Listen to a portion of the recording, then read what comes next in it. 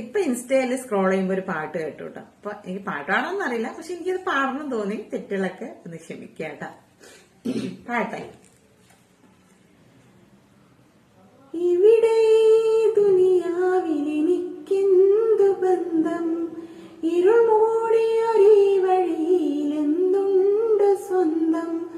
ഇളം തെന്നലായെത്തും ലൈലാന്റെ സുഗന്ധം, ഇളം തെന്നലായെത്തും ലൈലാന്റെ സുഗന്ധം.